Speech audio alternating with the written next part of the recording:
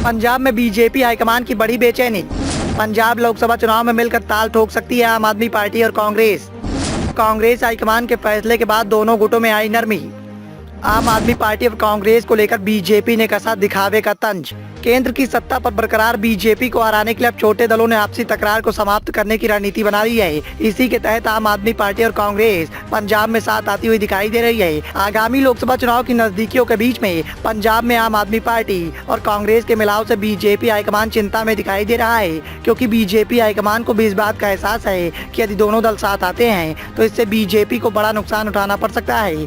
ऐसे में बीजेपी के द्वारा दोनों दलों में मतभेद उत्पन्न करने की कोशिश की जा रही है। तो वहीं दोनों दलों के द्वारा केंद्र की सत्ता पर विराजमान मोदी सरकार को हराने की रणनीति पर काम किया जा रहा है। पंजाब के वित्त मंत्री हरपाल सिंह चीमा ने इस बात के संकेत दे दिए हैं। उनका कहना है कि कांग्रेस को लेकर आम आदमी पार्टी में कोई मतभेद नहीं है। प्रमुख विपक्षी दलों में इंडिया गठबंधन हो चुका है और लोकसभा चुनाव में सभी दल एक साथ चुनाव लड़ते हुए दिखाई देंगे। पंजाब में कांग्रेस को लेकर आम आदमी पार्टी के तेवर बिगड़े हुए दिखाई दे रहे थे।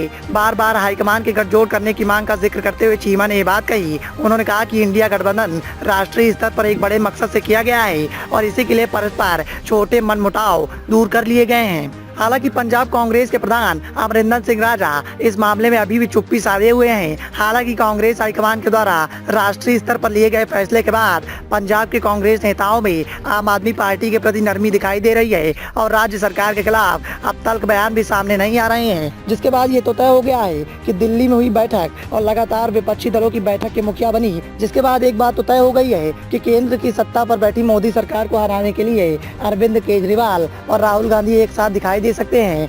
हालांकि अभी भी मामला सीटों के बंटवारे को लेकर फंसता हुआ दिखाई दे रहा है। 16 सितंबर को हैदराबाद में होने वाली वर्किंग कमेटी की बैठक में सीट बंटवारे को लेकर चर्चा हो सकती है।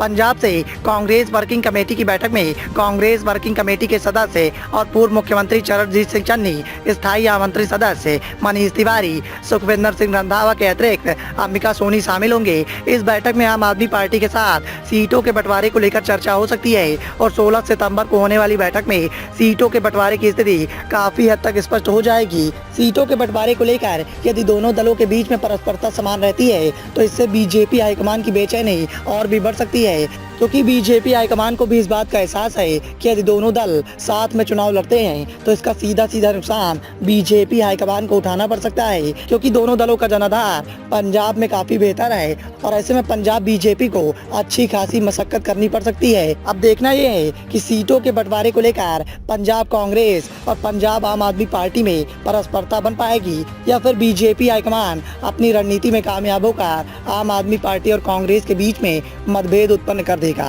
Bureau report, the noise of India.